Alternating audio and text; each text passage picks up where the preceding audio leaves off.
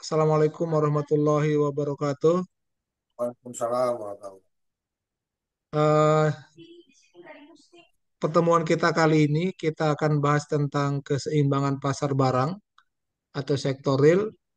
Nah, di dalam materi ini diharapkan nanti teman-teman kita akan bisa memahami apa hubungan antara sektor real dengan kurva IS yang akan kita bahas hari ini,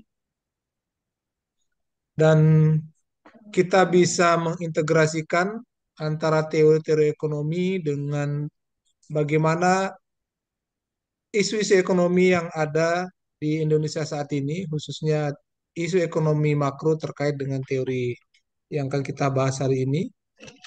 Kemudian nanti kita akan mengevaluasi sejauh mana kebijakan-kebijakan yang dibuat oleh pemerintah itu bisa berjalan efektif terkait dengan isu-isu atau perkembangan ekonomi makro di secara global dan khususnya di Indonesia. Nah, teman-teman sekalian, secara teori kita mengenal ada dua jenis pasar yang sangat penting di dalam menjaga stabilitas ekonomi makro kita. Yang pertama itu ada yang disebut dengan pasar uang dan pasar barang. Nah, di dalam teorinya nanti kalau kedua sektor ini sudah bisa mencapai titik keseimbangan, maka itulah titik optimal dari eh, pertumbuhan ekonomi dari suatu negara. Nah, pada pertemuan pertama ini kita akan bahas pada keseimbangan pasar ini dulu, pasar barang dulu. Apa itu sektor real? Kemudian nanti akan ada pertemuan berikutnya untuk membahas tentang keseimbangan di pasar uang. Lalu kita akan bahas tentang keseimbangan kedua pasar tersebut yang disebut dengan kurva keseimbangan kurva IS dan kurva LM yang digambarkan dalam grafik keseimbangan IS dan LM. Nah, kurva IS ini terkait dengan kebijakan fiskal dan masalah-masalah di sektor moneter nanti atau sektor keuangan ini akan dibahas atau diselesaikan dengan kebijakan moneter. Nah, itu dua kebijakan yang berbeda di dalam menjaga keseimbangan pasar uang dan pasar barang dalam perekonomian nasional dan dibuat oleh dua lembaga yang berbeda. Nah, secara teori seperti itu, gambaran umumnya yang akan kita bahas hari ini. Kemudian, eh, apa yang mempengaruhi terjadinya kurva IS ini? Jadi, IS ini tadi singkatan dari investasi dan saving akan digambarkan dalam kurva IS atau kurva investasi saving sendiri. Ini akan menjelaskan fenomena ekonomi yang terkait dengan sektor real. Nah, kemudian beberapa faktor yang mempengaruhi terbentuknya kurva IS ini antara lain yang pertama karena adanya perubahan tingkat suku bunga. Nah, jadi teman-teman sekalian, salah satu variabel yang mempengaruhi terjadinya keseimbangan, keseimbangan ini artinya jumlah barang yang disuplai di pasar akan bisa diterima atau bisa mencukupi untuk kebutuhan demand atau permintaan di pasar. Nah, idealnya di dalam ekonomi makro, kalau jumlah barang yang disuplai itu bisa diserap semua oleh pasar, nah itulah titik optimal dari eh, pembangunan ekonomi. Nah, akan tetapi ketika terjadi ketidakseimbangan yang disebabkan karena apakah itu oversupply atau over demand, ini akan menjadi masalah di dalam mencapai pertumbuhan ekonomi suatu negara. Nah, yang bisa mempengaruhi ketidakseimbangan ini atau yang bisa mengobati masalah ketidakseimbangan ini di dalam ekonomi makro yang kita bahas hari ini, salah satunya akan dipengaruhi oleh tingkat suku bunga. Nah, salah satu instrumen yang digunakan untuk menyeimbangkan kembali kondisi ekonomi makro yang tidak seimbang tadi melalui tingkat suku bunga. apakah menaikkan tingkat suku bunga atau menurunkan tingkat suku bunga. Nah, terkait dengan tingkat suku bunga ini masih terkait dengan apa yang mempengaruhi kurva IS. Yang kedua adalah masalah kebijakan di sektor moneter. Nah, makanya kita lihat di gambar tadi, antara keseimbangan pasar uang dengan pasar barang itu tidak akan bisa dipisahkan. Kedua pasar ini akan saling mempengaruhi supaya tercapai yang namanya keseimbangan di sektor real dan keseimbangan di pasar barang atau sektor moneter tadi. Nah, intinya ini akan saling mempengaruhi nanti. Nah, secara umum saya akan jelaskan dulu ini beberapa faktor yang bisa mempengaruhi ketidakseimbangan pasar di pasar sektor real ini. Nah, apa contohnya? Bagaimana bentuk kebijakan moneter itu bisa mempengaruhi keseimbangan kurva IS ini? Ini terkait dengan kebijakan bank sentral, termasuk tingkat suku bunga tadi. Kalau bank sentral menaikkan tingkat suku bunga, maka sudah pasti akan berdampak terhadap sektor real. Sektor real itu apa? Sektor real adalah sektor yang menghasilkan barang dan jasa tadi.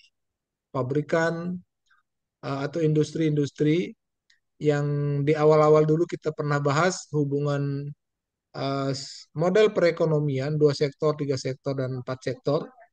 Intinya ada sektor rumah tangga individu, rumah tangga perusahaan. Nah, ini namanya eh, ekonomi dua sektor, di mana sektor real, yaitu sektor rumah tangga perusahaan itu tadi, yang akan menghasilkan barang-barang dan jasa, itu akan sangat dipengaruhi oleh eh, tingkat bunga yang dibuat oleh eh, lembaga keuangan atau dalam hal ini adalah bank sentral. Nah, kemudian eh, faktor lain adalah yang disebut dengan kebijakan fiskal. Apa itu kebijakan fiskal dan bentuknya seperti apa? Nah, jadi kebijakan fiskal ini adalah kebijakan terkait dengan perpajakan, bea, kemudian cukai, kemudian kebijakan-kebijakan yang bisa mempengaruhi sektor real. Nah, contohnya kalau pajak dinaikkan, apa dampaknya terhadap sektor real nanti? Apakah sektor real akan semakin meningkat produksinya atau menurunkan produksinya? Nah, kalau akibat dari kebijakan fiskal ini atau kenaikan pajak ini akan berdampak terhadap penurunan jumlah barang yang diproduksi, maka akan berdampak terhadap keseimbangan pasar. Artinya suplai barang akan bisa turun, sedangkan permintaan meningkat. Nah, apa yang terjadi ketika suplai barang ini menurun dan permintaan meningkat? Nah, sudah pasti akan terjadi yang namanya inflasi karena permintaan melebihi dari suplai. Maka barang yang dijual itu menjadi lebih mahal.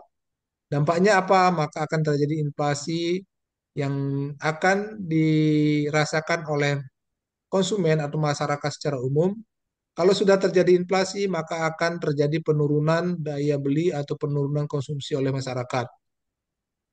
Nah, semua ini nanti akan terkait. Nah, kalau sudah daya beli masyarakat menurun atau kemampuan masyarakat itu menurun akibat kenaikan harga tadi, maka akan berdampak terhadap sektor real tadi. Bentuknya seperti apa? Maka sektor real mungkin akan mengurangi produksinya karena barang yang diminta menjadi menurun akibat apa namanya eh, harga yang naik tadi. Kalau sudah permintaan apa namanya produksi menurun, maka akan berdampak terhadap efisiensi perusahaan. Perusahaan sudah pasti akan melakukan efisiensi, salah satunya dengan melakukan pengurangan tenaga kerja atau PHK. Nah, kalau udah PHK akan menambah jumlah pengangguran. Pengangguran bertambah, maka akan berdampak terhadap daya beli masyarakat akan turun. Nah, daya beli masyarakat akan turun, kaitannya dengan konsumsi, maka konsumsi masyarakat ini akan turun, yang menyebabkan nantinya ujungnya itu akan berdampak terhadap penurunan pertumbuhan ekonomi atau dalam rumusnya itu nanti Y-nya itu akan berkurang karena C-nya turun, konsumsi turun. Dan seterusnya itu nanti akan kita bahas lebih lanjut, akan ada studi kasus di dalam bahasan kita hari ini. Dan di materi yang sudah saya bagikan ke teman-teman, itu ada beberapa fenomena ekonomi yang terjadi saat ini yang apa hubungannya dengan teori yang kita bahas hari ini. Nah, yang berikutnya adalah terkait dengan ekspektasi pelaku pasar. Nah, ini para pelaku pasar itu punya harapan-harapan atau eh, ya spekulasi, ekspektasi ke depan seperti apa sih kebijakan ekonomi yang dibuat oleh pemerintah nanti, kemudian apa yang akan dilakukan oleh para pelaku ekonomi. Nah, tentu saja salah satu pelaku ekonomi di sini adalah sektor real ini tadi yang dimaksud, sektor yang menghasilkan barang dan jasa. Mereka tentu akan membuat kebijakan-kebijakan yang menyesuaikan dengan kebijakan yang dibuat oleh pemerintah. Nah, salah satu contohnya yang saya sampaikan di materi yang sudah saya di apa yang sudah saya share di grup, kebijakan terkait dengan MBG atau makan bergizi gratis. Nah, itu adalah program pemerintah yang tentu akan sangat berdampak terhadap kebijakan terhadap sektor real ini nanti. Apa yang harus dipersiapkan oleh sektor real untuk mengantisipasi atau mendukung dari program pemerintah tersebut? Nah, itu namanya ekspektasi-ekspektasi. Nah, apakah ekspektasi mereka itu nanti bisa tercapai, terwujud atau tidak? Nah, itu akan tentunya akan berdampak terhadap keseimbangan pasar sektor real ini. Nah, yang terakhir yang mempengaruhi kurva IS ini nanti adalah ada yang disebut dengan perubahan eksternalitas. Apa itu eksternalitas? Yang dimaksud di dalam hal ini yang bisa mempengaruhi kurva IS ini adalah perubahan dalam perdagangan internasional atau krisis finansial global. Nah, yang terjadi sekarang di pasar global ini, eh, ekspor kita sekarang semakin menurun akibat adanya perang perang dagang, kemudian perang fisik di Eropa, kemudian di Asia Timur, perang antara Rusia dengan Ukraina, krisis yang terjadi di Timur Tengah ini akan berdampak terhadap kegiatan perdagangan internasional. Nah, itu yang dimaksud dengan eksternalitas. Eksternalitas dalam arti yang terjadi di luar peristiwa-peristiwa yang terjadi di luar negara kita. Nah, kalau apa yang terjadi di internal kita, seperti kebijakan fiskal, moneter, tingkat suku bunga, ekspektasi pelaku ekonomi tadi disebut dengan perubahan internal di dalam negeri. Nah, selain itu ternyata faktor eksternal ini sangat berpengaruh terhadap apa namanya kurva IS ini nanti. Pasar kita akan terganggu juga kalau situasi geopolitik juga tidak kondusif. Nah, itu teman-teman pengantar dari saya terkait dengan apa yang akan kita bahas pada kesempatan ini. Jadi, di dalam keseimbangan pasar barang ini sudah pasti akan terjadi dan selalu ini akan diantisipasi oleh pemerintah maupun kebijakan moneter oleh Bank Indonesia. Nah, sampai di sini ada pertanyaan teman-teman sekalian. Selain ini nanti mungkin menurut pemahaman atau pengetahuan teman-teman ada faktor lain yang mempengaruhi kurva IS nanti kita akan diskusikan. Nah, deskripsi dari apa yang saya sampaikan ini ada di dalam materi yang sudah saya share, ringkasan materi terkait dengan sektor real dan kebijakan fiskal dan kurva IS yang kita bahas hari ini. Sampai di sini bisa ditangkap, bisa dipahami teman-teman semua terkait Bisa, materi Pak. kita malam ini. Baik, saya lanjutkan ya. Nah, ini apa sih itu sektor real? Sektor real secara umum adalah artinya sektor yang menghasilkan barang. Sederhananya pabrik-pabrik atau industri-industri itu adalah sektor real. Artinya real menghasilkan barang dan jasa yang digunakan atau yang dikonsumsi oleh masyarakat. Nah, barang dan jasa yang dihasilkan oleh sektor real ini di dalam kaitannya dengan ekonomi makro yang kita bahas ini adalah akan sangat berdampak terhadap pertumbuhan ekonomi suatu negara. Jadi sektor real ini akan memiliki peranan yang sangat besar di dalam pembangunan ekonomi nasional suatu negara. Yang digambarkan dalam persamaan ekonomi makro itu Y sama dengan C, I, dan G serta net ekspor. Nah, dalam hal ini yang berkaitan langsung dengan sektor real adalah konsumsi. Jadi variabel konsumsi di dalam model ekonomi makro ini itu akan sangat berpengaruh terhadap pertumbuhan ekonomi yang disimbolkan oleh Y tadi. Nah, artinya kalau konsumsinya tinggi, maka Y-nya juga akan tinggi. Nah, harapannya di dalam setiap pembangunan ekonomi, C itu akan selalu meningkat. Konsumsi masyarakat akan selalu meningkat karena kalau tidak meningkat terjadi stagnasi. Kalau sudah stuck ekonomi, tidak ada peningkatan konsumsi, maka pertumbuhan ekonomi juga sudah pasti tidak akan meningkat. Nah, ini teori di dalam ekonomi makro dan sebagai contohnya kemarin ketika COVID itu kan konsumsi masyarakat menurun dan dampaknya pertumbuhan ekonomi kita juga ikut turun bahkan sampai negatif. Nah, itulah dampak salah satu contoh dampak dari penurunan konsumsi masyarakat terhadap pertumbuhan ekonomi kita. Nah, logikanya kan kenapa konsumsi itu turun? Ya, permintaan terhadap barang dan jasa yang dihasilkan oleh sektor real tadi menjadi menurun. Nah, kalau permintaan sudah turun, maka perusahaan atau pabrik akan mengurangi produksinya. Kenapa mengurangi produksi? Karena permintaan menurun. Ngapain produksi banyak-banyak barang dan jasa kalau tidak laku di pasar? Nah, akhirnya mereka mengurangi produksi.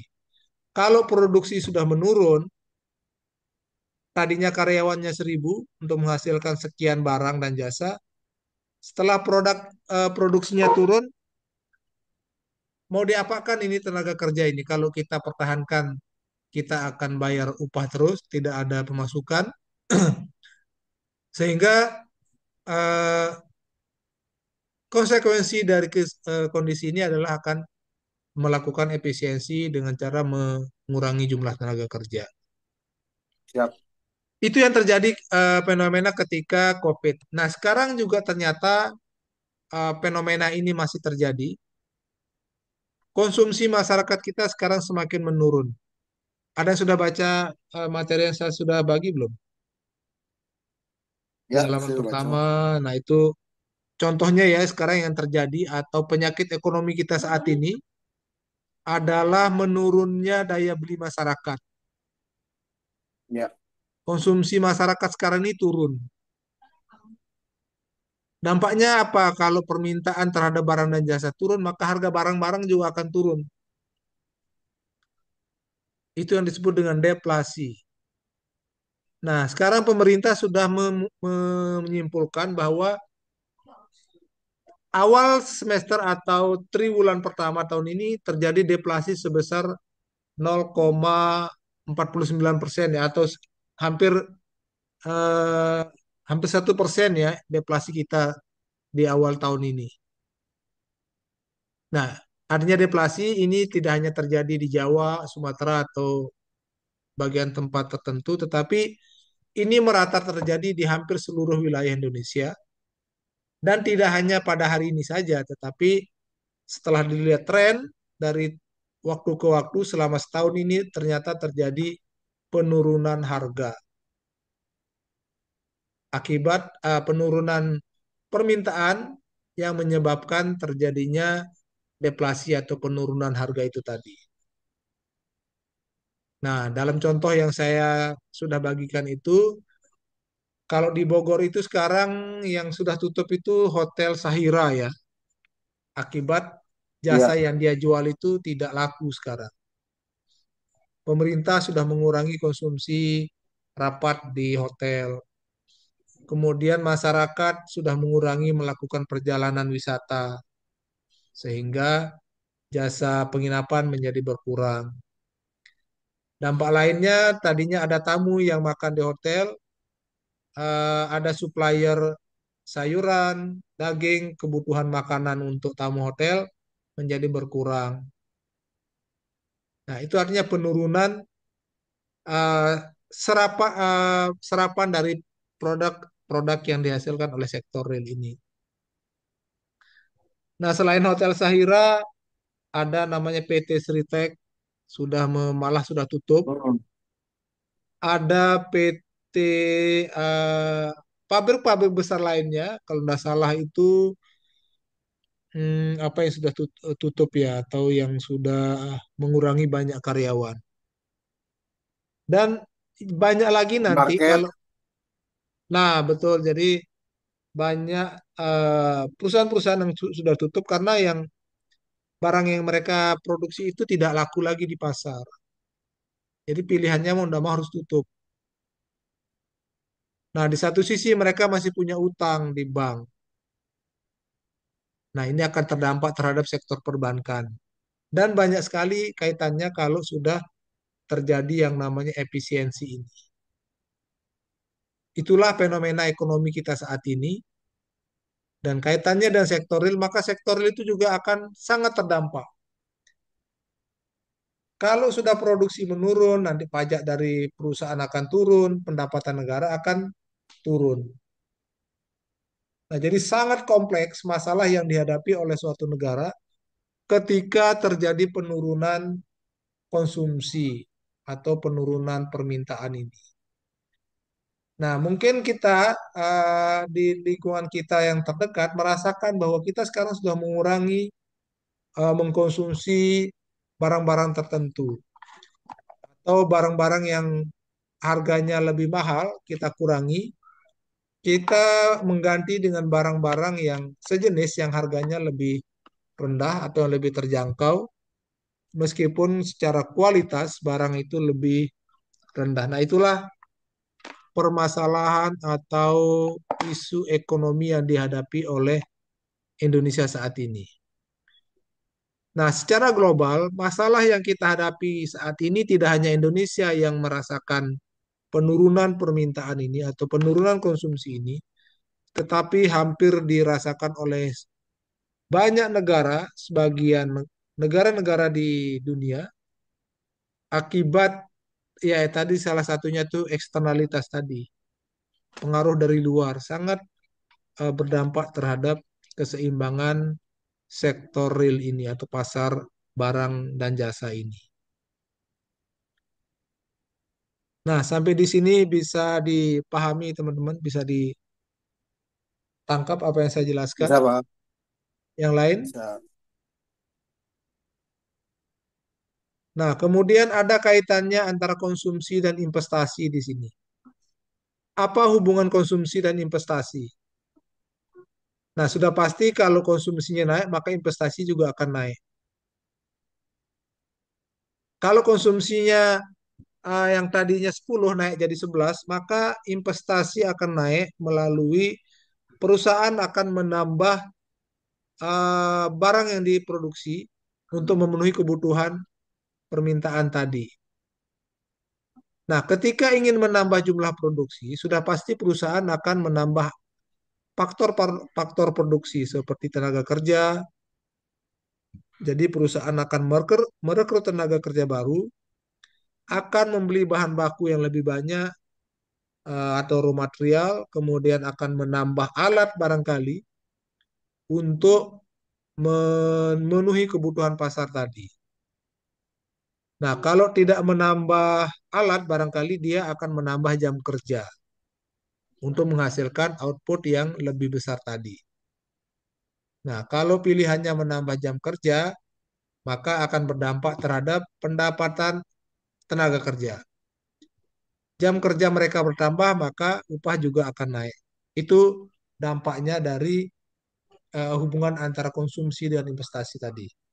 Nah, investasinya di mana? Ya, tadi akan menambah membeli alat baru, butuh modal yang lebih banyak untuk membayar karyawan dan membeli bahan baku tadi. Nah, kemudian apa kaitannya sektor real ini dengan tenaga kerja dan output? Nah, tentu saja salah satu yang terdampak tadi ketika ada kenaikan tambahan kenaikan konsumsi akan menyebabkan tenaga kerja menjadi bertambah atau jumlah pengangguran akan berkurang karena ada tambahan atau permintaan tenaga kerja oleh sektor real ini tadi. Kalau permintaan tenaga kerja sudah bertambah, maka teorinya outputnya itu pasti akan bertambah. Nah, jadi tidak mungkin akan menambah tenaga kerja kalau outputnya tidak bertambah. Logikanya kan seperti itu. Nah, kalau output sudah bertambah, berarti kenaikan konsumsi tadi dari masyarakat akan tercukupi dengan penambahan output dari sektor real ini tadi. Nah, kalau sudah kita pahami apa itu sektor real, sekarang secara teori apa sih itu kurva IS atau investasi dan saving? Nah, IS ini adalah singkatan dari investasi dan saving yang sering kita kenal dengan istilah kurva IS. Ini yang akan menggambarkan kondisi tingkat suku bunga yang disimbolkan dengan I dan pendapatan nasional yang disimbolkan dengan Y di dalam keseimbangan pasar ini. Nah, jadi secara teori ini teori kurva IS yang menggambarkan hubungan antara suku bunga dengan pendapatan nasional. Nah, jadi namanya IS atau investasi dan saving. Saving ini dipengaruhi oleh tingkat bunga, investasi juga dipengaruhi oleh tingkat bunga. Maka kalau tingkat bunga ini berubah, naik atau turun, maka akan berdampak terhadap pendapatan nasional. Jadi kecil kelihatannya, tapi ini sangat berdampak terhadap pertumbuhan ekonomi kita. Kenaikan atau penurunan tingkat bunga itu tidak sampai satu digit, tetapi dampaknya sangat signifikan terhadap pertumbuhan ekonomi ini atau pendapatan nasional. Nah, ini teorinya. Kalau I naik, maka apa dampaknya terhadap pendapatan nasional? Nah, apakah naik atau turun? Ini kita bahas pada kesempatan ini. Nah, sekali lagi ini tadi C akan mempengaruhi besaran dari Y ini. C ini akan ditentukan oleh pendapatannya berapa dikurangi dengan pajak. Itulah tingkat konsumsi masyarakat. Nah, dalam hal ini kalau T ini naik, maka konsumsinya akan turun. Karena uang yang dia terima, uang realnya itu turun. Tadinya 1 juta, pajaknya 100.000 jadi 900.000. Kalau yang dipotong pajak, yang pajak dinaikkan menjadi 150, otomatis potongan pendapatan mereka menjadi lebih besar. Uangnya yang realnya lebih kecil. Nah, sehingga permintaan terhadap barang dan jasa juga sedikit dapatnya. Nah, dampaknya terhadap sektor real kalau Y-nya itu makin kecil, maka permintaan terhadap barang dan jasa yang dihasilkan oleh sektor real ini akan menjadi menurun. Kalau permintaan sudah turun, maka akan berdampak terhadap Y ini. Pendapatan nasional turun.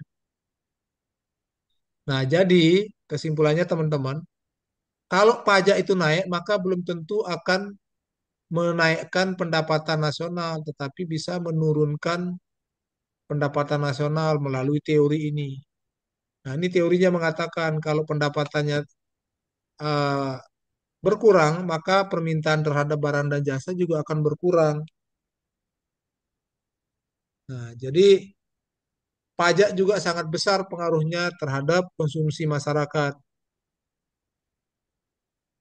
Kalau pajak penghasilan yang tadi 11 naik jadi 12, itu bukannya menambah penghasilan apa pendapatan nasional, tapi bisa mengurangi pendapatan nasional. Nah, secara kasat mata, kalau pajak naik maka pendapatan naik, kira-kira begitu. Tapi di satu sisi akan berdampak terhadap konsumsi masyarakat ini. Nah, ini eh, fenomena yang selalu dihadapi oleh para pengambil kebijakan kita atau para pembuat kebijakan di sektor real ini. Ini yang menjadi perdebatan yang hampir tidak ada ujungnya antara legislatif dengan eksekutif, dalam hal ini pemerintah yang membuat kebijakan tentang tingkat masalah pajak ini. Nah, lalu selain pajak, apa yang bisa mempengaruhi pendapatan nasional? Yang kedua adalah masalah tingkat bunga atau investasi ini. Nah, ini akan dipengaruhi oleh interest rate atau tingkat bunga. Investasi akan besar kalau bunganya rendah. Dan sebaliknya, investasi itu akan turun kalau bunganya tinggi. Artinya apa? Kalau bunga bank itu tinggi, maka orang akan malas minjam uang. Ngapain minjam uang? Cicilannya besar, bunganya besar. Keuntungan belum tentu bisa menutupi dari bunga tadi. Nah, itu sederhananya, teman-teman. Jadi, tingkat bunga itu sangat berpengaruh terhadap pasar barang atau sektor real ini. Kenapa berpengaruh? Karena investasinya mereka akan turun. Sektor real tidak akan mau meningkatkan investasi kalau tingkat bunganya tinggi. Nah, lalu dampaknya apa? Kalau investasinya turun, maka produk atau barang dan jasa yang dihasilkan oleh sektor real ini menjadi turun juga. Kalau produk yang dihasilkan sektor real turun, maka akan berdampak terhadap IY ini. Pendapatan nasional turun. Kenapa turun? Barang yang dihasilkan tadi turun, mestinya dari sekian barang dan jasa yang dihasilkan, negara akan mendapatkan pendapatan dari pajak sebesar sekian, tapi kalau permintaannya turun, pajaknya juga pasti turun. Logikanya seperti itu, teman-teman. Nah, jadi kesimpulan sementara kita apa? Kalau begitu, tingkat bunga jangan tinggi supaya investasinya naik. Kalau investasi sudah naik, maka barang yang dihasilkan menjadi besar.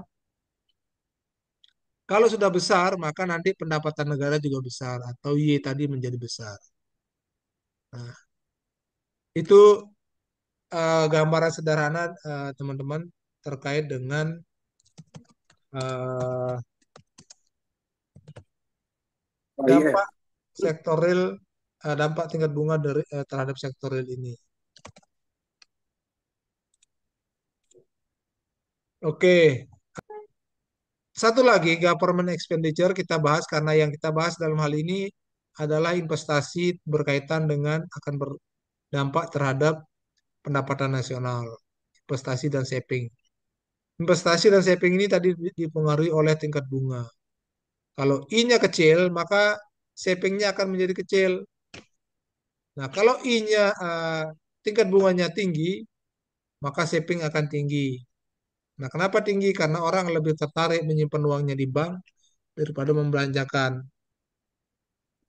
Ya, jadi orang yang menabung menjadi meningkat.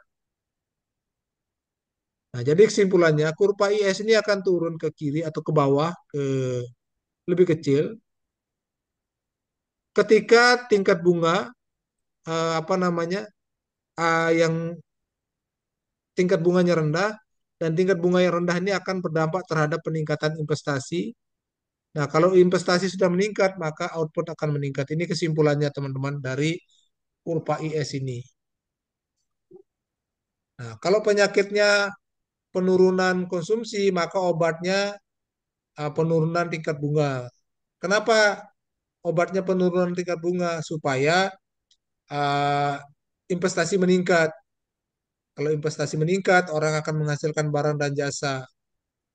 Kalau uh, produk atau barang dan jasa itu meningkat, maka akan menambah tenaga kerja dan seterusnya.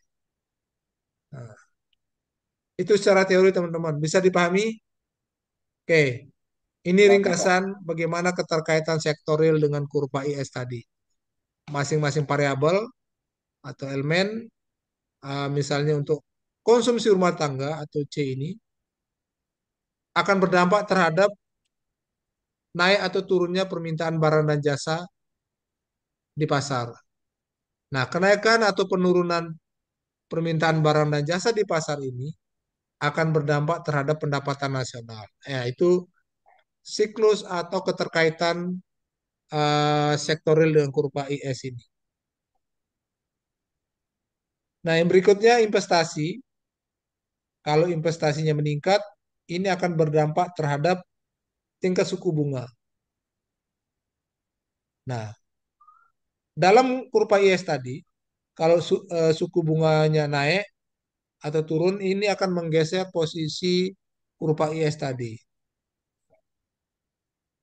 Begitu juga dengan produksi nasional atau ini sering diidentikan dengan GDP. Nah, sedangkan belanja pemerintah ini nanti terkait dengan komponen permintaan secara agregat di dalam sektor real. Kemudian pendapatan dan tabungan ini akan berkaitan dengan keseimbangan berapa jumlah barang uang yang disimpan oleh masyarakat, dan uang yang disimpan oleh masyarakat itu terakumulasi menjadi akan tersalurkan ke sektor real untuk membiayai produksi dari sektor real tadi.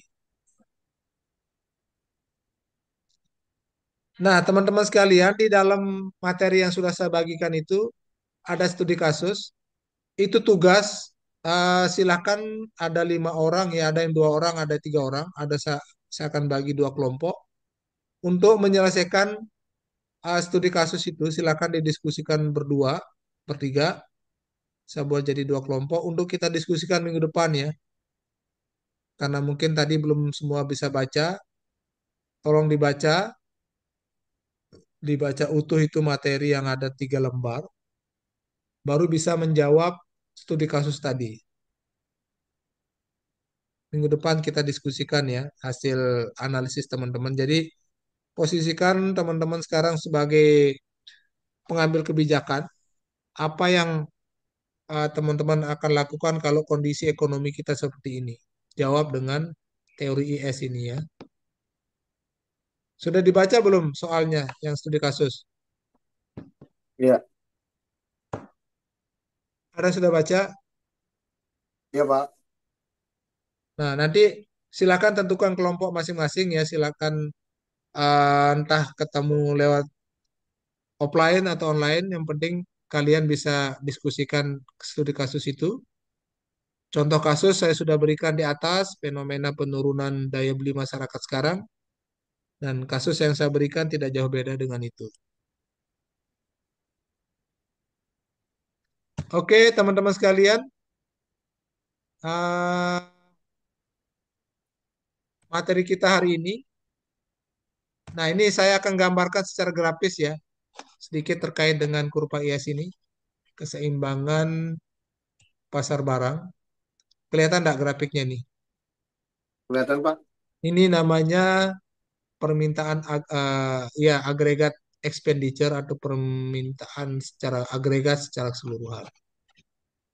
Bagaimana mengkaitkan hubungan kurva IS dengan keseimbangan pendapatan nasional? Ini yang atas adalah kurva pendapatan nasional yang menggambarkan antara ekspektasi atau harapan.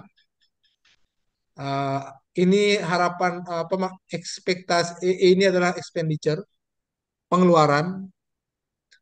Ada pengeluaran yang terencana dan ada namanya pengeluaran yang aktual. Nah, antara perencanaan dan aktual, kenyataan tentu tidak selalu harus sama. Tentu akan ada gap di situ, dan seberapa besar gapnya kita lihat contoh di gambar ini. Kalau ini adalah kenyataan.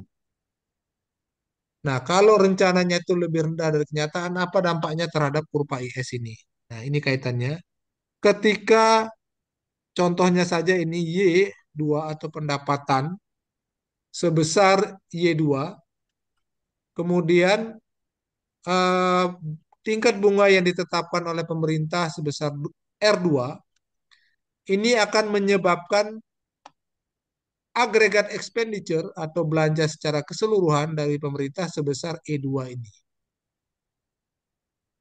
Nah, dari garis ini, contoh ini, apa kesimpulan kita?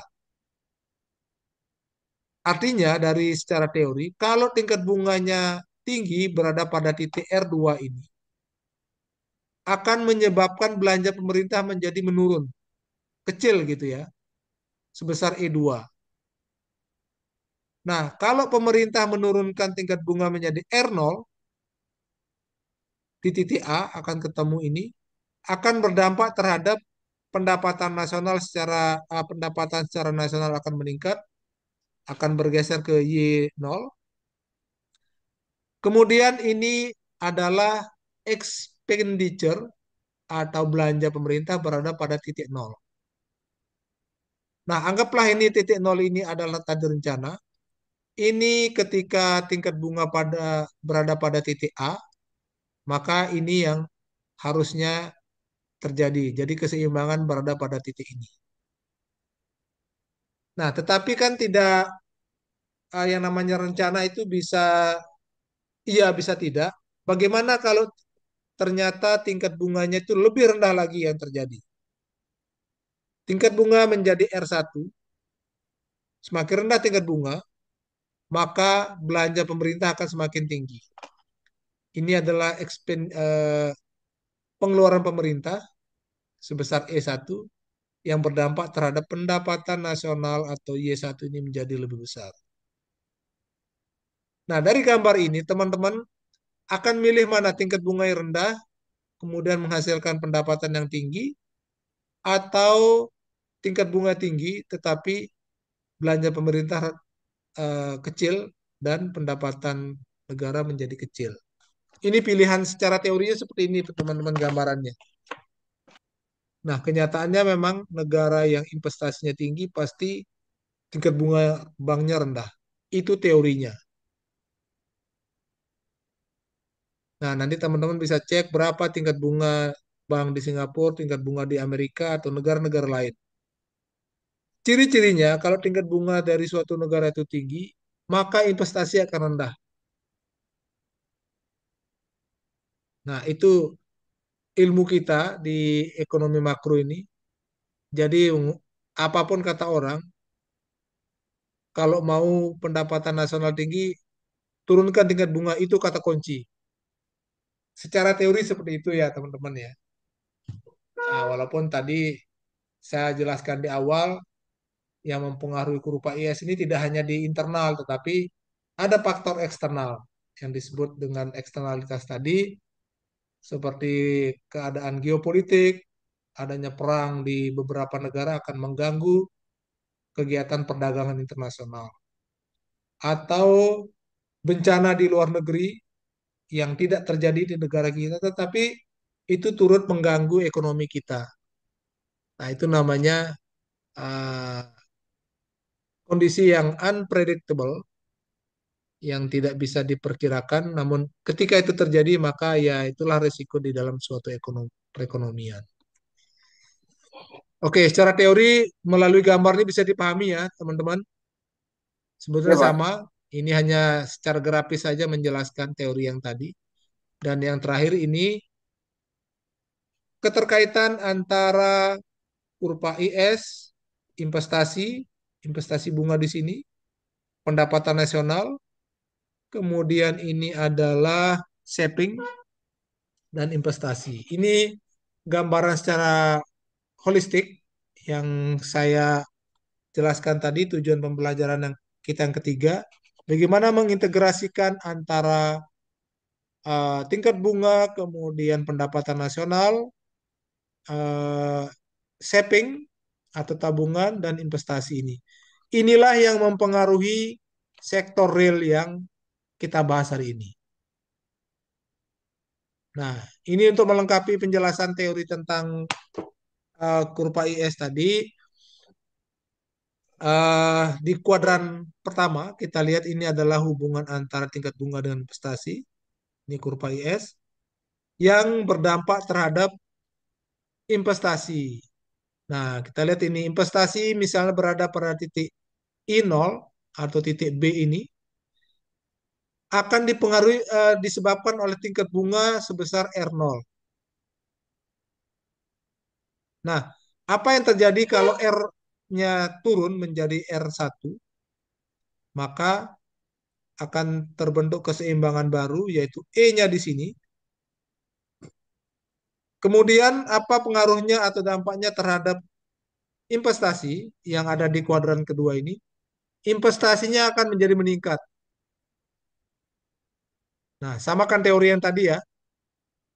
Ini teorinya teman-teman. Jadi Iya. apapun alasannya, kalau mau pertumbuhan ekonomi meningkat, kalau mau investasi banyak di Indonesia ini, maka turunkan tingkat bunga. Keluarkan uang-uang yang di bank itu dengan bunga yang rendah supaya banyak orang melakukan investasi. Itu teorinya.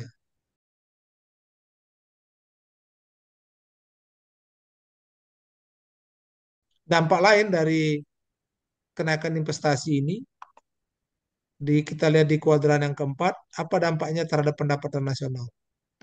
Iya, pendapatan nasional meningkat. Tadinya kalau tingkat bunganya rendah, tingkat bunganya tinggi di R0, kemudian investasi rendah, kemudian keseimbangan pada titik C ini. Nah, bunga yang rendah ini akan berdampak terhadap rendahnya pendapatan. Ini teorinya. Kaitannya seperti ini gambarannya teman-teman sekalian. Nah, sehingga kalau kita mau berdiskusi, dasar pemikiran kita itu pakai teori ini. Tetapi apakah teori ini selalu bisa menjawab persoalan ekonomi kita? Bisa iya, tetapi kadang tidak, bisa tidak karena ada faktor eksternalitas tadi. Ternyata ada faktor eksternalitas yang lebih kuat yang mempengaruhi pendapatan nasional ini atau yang mempengaruhi sektor real ini.